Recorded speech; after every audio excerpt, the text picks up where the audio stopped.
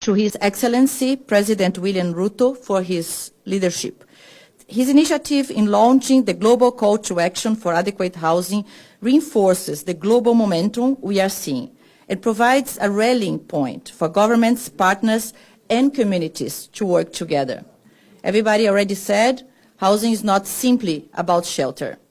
So housing determines whether families can escape poverty, whether women and girls can live with dignity and safety, and whether cities can grow in ways that are inclusive, resilient, and low carbon. Adequate housing is a social infrastructure, and it underpins progress across all of the Sustainable Development Goals. This is why the situation we face today is so urgent.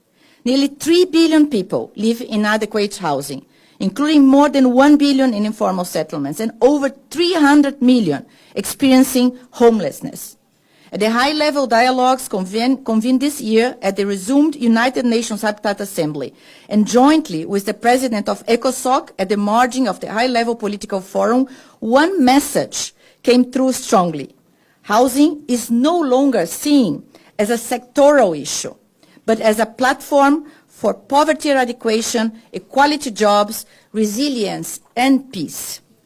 The housing crisis is a defining challenge of our time. For this reason, countries in all regions are increasingly placing housing at the center of the political agenda. We just heard from 3. The European Union, for example, nominated its first ever commissioner for housing and launched the development of an European affordable housing plan. In line with the Vision 2063, the African Union highlighted the importance of housing for the economic transformation of the continent in the outcome of the first African Forum held in Addis in 2024. We also heard that financing remains a critical challenge. We heard the example of Kenya, of the housing levy.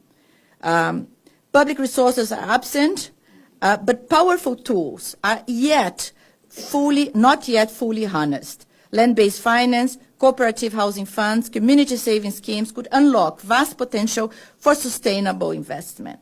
Equally important, member states underscore the need to support diverse production models, from large-scale national programs to community-led and self-built solutions, and to place security of tenure at the heart of housing efforts. The good news is that for the first time, the international community has a global platform to confront this crisis together. Through the resolutions of the Second United Nations Habitat Assembly in 2023, 190 countries created the open-ended Intergovernmental Expert Working Group on Adequate Housing for All. We have the honor to have the co-chairs here, Minister Tani, France, Kenya are the co-chairs of the open-ended working group on adequate housing for all. With the facilitation of UN Habitat, this mechanism enables governments to share practices, develop guidelines, align financing with real needs, and transform fragmented initiatives into coordinated action at global, national, and local levels.